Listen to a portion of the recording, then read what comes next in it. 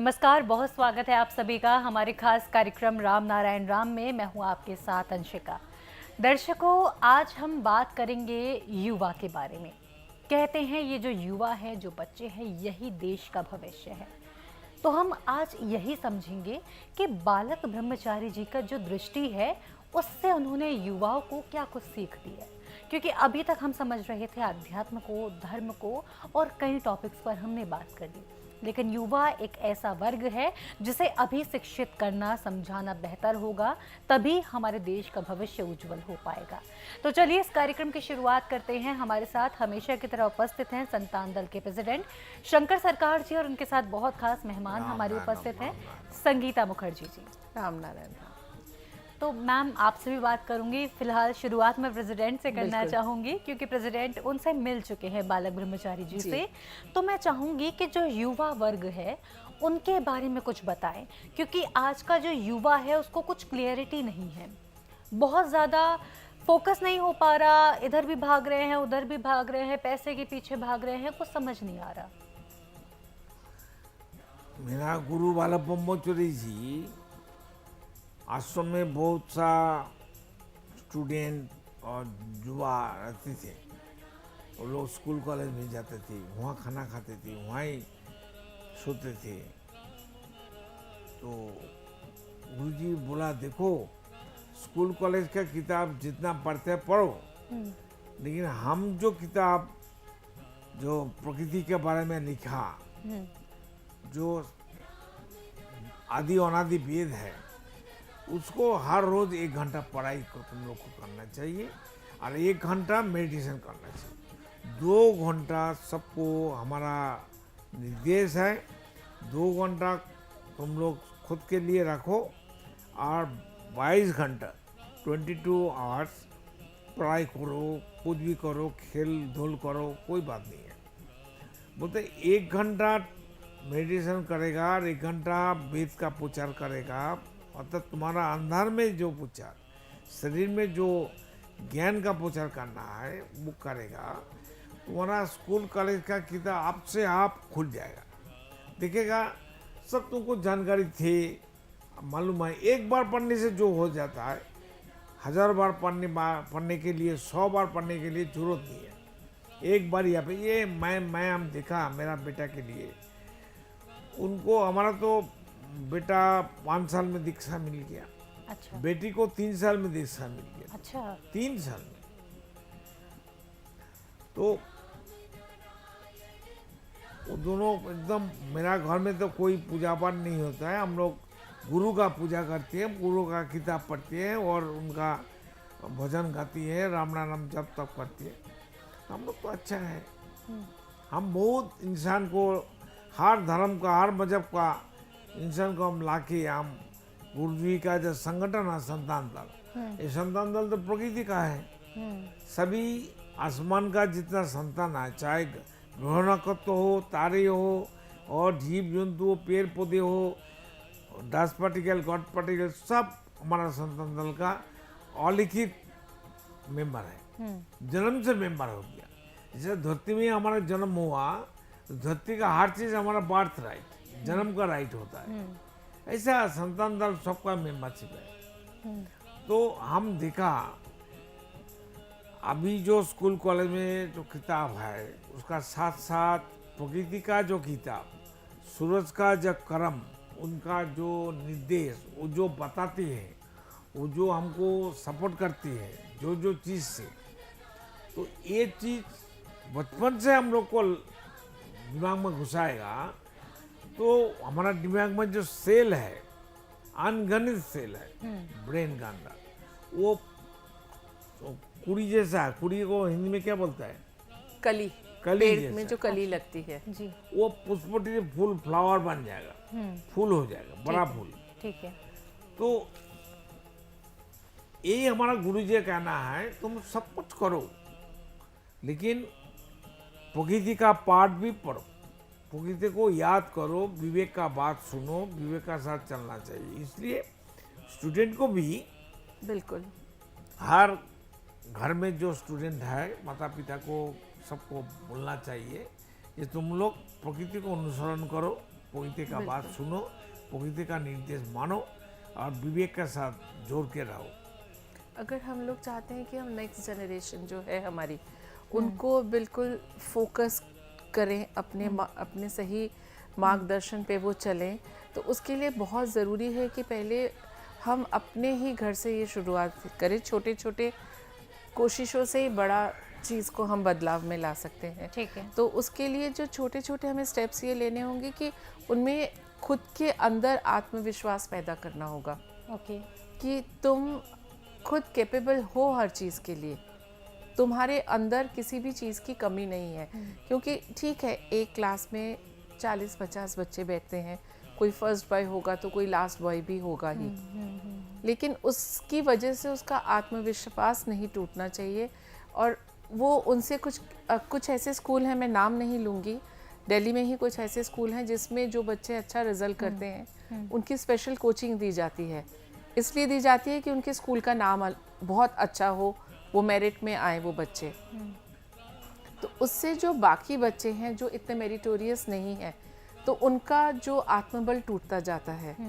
तो ये जो प्रैक्टिस है ये हमें बिल्कुल अभी करनी ही नहीं चाहिए, क्योंकि सबको बराबर देना चाहिए। सबको बराबर, आप एज ए टीचर आपको हर बच्चों को जैसे एक ही तरह का ध्यान देना है। बाकी सबकी समझबूझ में फ़र्क रहता है। ज़रूरी नहीं है कि हर बच्चा पढ़ाई में अच्छा हो, वो खेल में शायद बहुत अच्छा हो, तो उसके लिए उसको कैटेगराइज करके उसको प्रिविलेज आँख में उंगली डाल के दिखा देना कि नहीं भाई तुम अच्छे स्टूडेंट नहीं हो, इसलिए तुम्हारी स्पेशल कोचिंग नहीं दी जाएगी।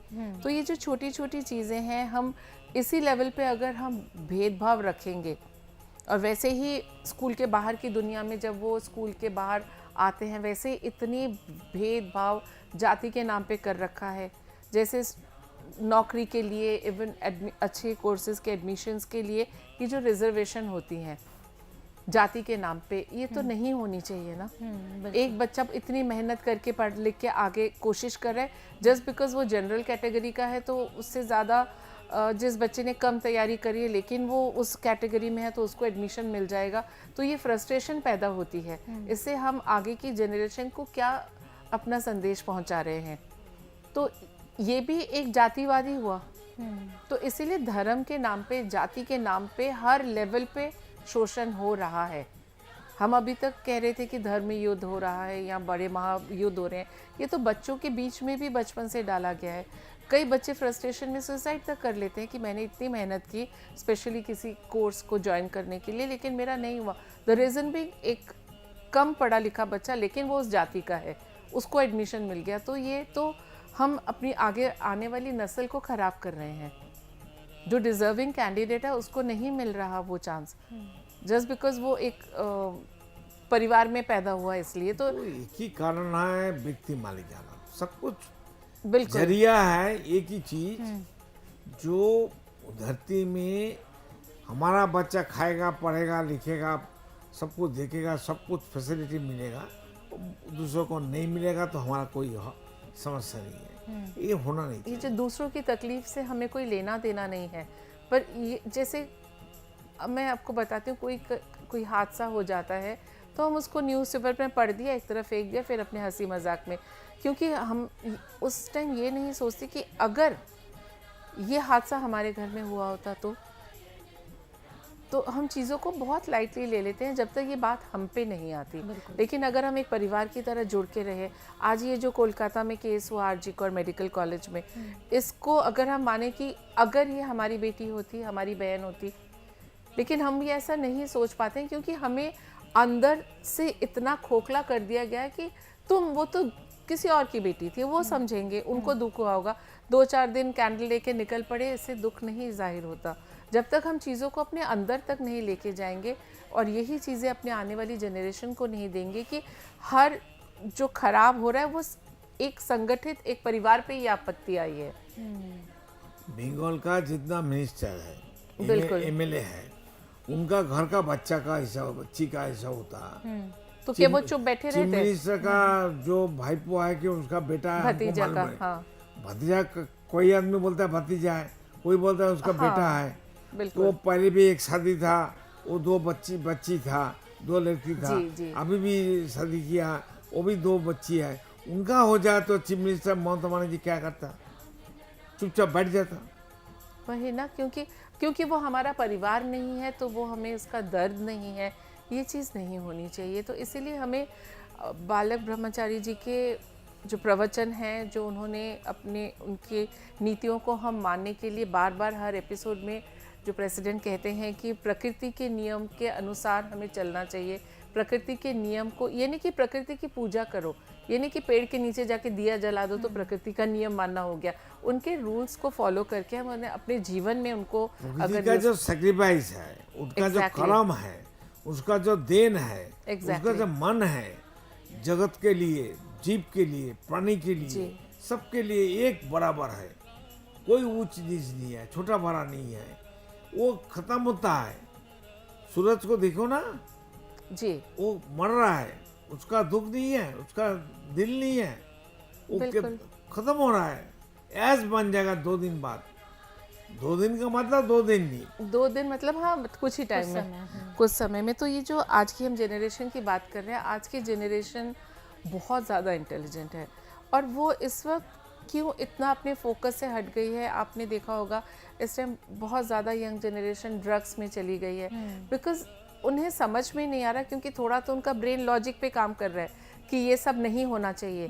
और कहीं घर का वातावरण से वो जो पैदा होने से देखते आ रहे हैं कि धर्म से डर, तो उनके दिमाग में जो इस छोटी उम्र में बात सबको मालूम है, सब समझता है, लेकिन जानबूझ के बेवकूफ बन के रखा है, बना के रखा गया है। नहीं खुद बनता है, हम तो अच्छा है, बाजू वाला कुछ भी हो जाए, हाँ हम तो ठीक है, वो गलत है। अभी कलकत्ता आरजीकर हॉस्पिटल में जो कुछ हुआ जी, ममता का खुद का बेटी का हो जाता तो वो क्या करता? जी ममता चुपचाप बैठ जाता?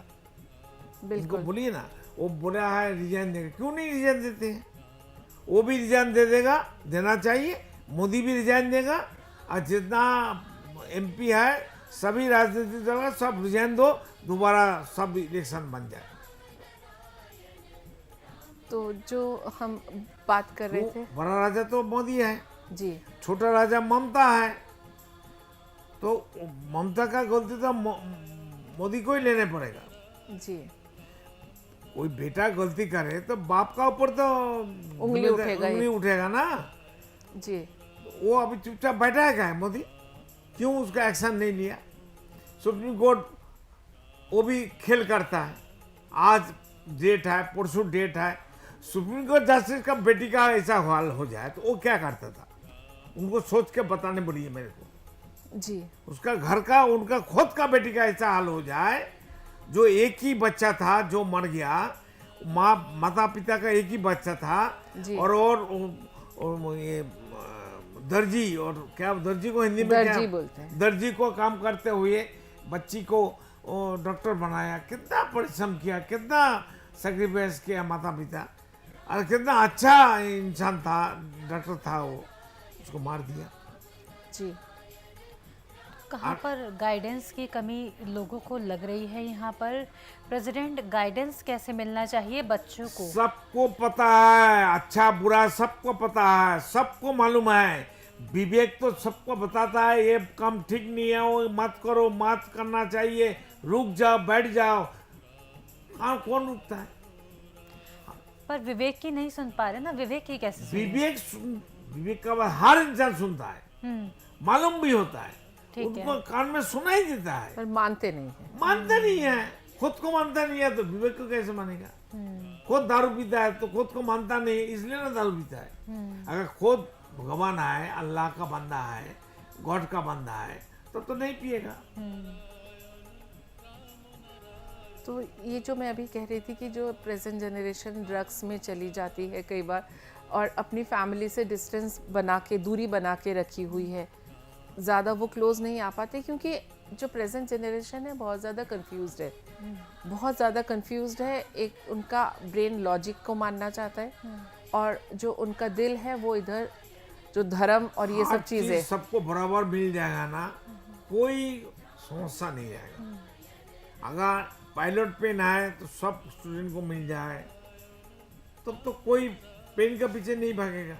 उनका जो है कपड़ा हमारा भी है, बराबर यूनिफॉर्म होना चाहिए, जी बराबर कॉस्ट्यूम होना चाहिए, बस कोई समस्या नहीं है।